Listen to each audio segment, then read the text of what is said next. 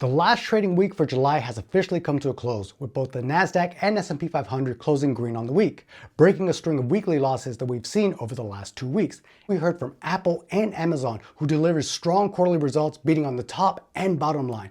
Yet, despite this fact, the stocks traded wildly different today. Starting first with Apple. Apple reported strong double-digit revenue and earnings growth and saw free cash flow of $32 billion in the quarter. Yet, despite this fact, the stock traded down 7% today. Why? Lower than expected forward guidance on hardware sales.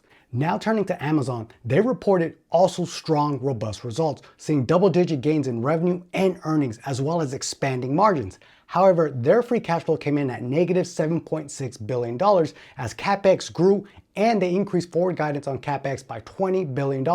Their stock jumped 15% on the day. Now this is interesting because if you remember last week, I posted a video covering Google and Tesla's results, and Google reported the same quarterly results as Amazon. Obviously not the exact same numbers, but the same general pattern. But Google stock dropped 8%.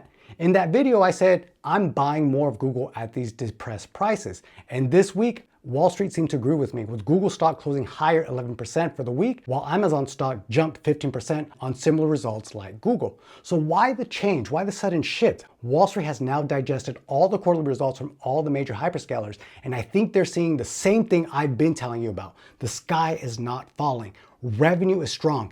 Yes, these companies are spending huge sums of money on CapEx, but we are seeing strong incremental growth in revenue and expanding margins. Anyways, for more details on Apple and Amazon's latest quarterly results, be sure to check out my channel. I'll be posting a video covering their latest quarterly results, as well as a roundup of all the hyperscalers and kind of what are the big themes, big messages that I see for this quarter. Until next time, protect that lunch money.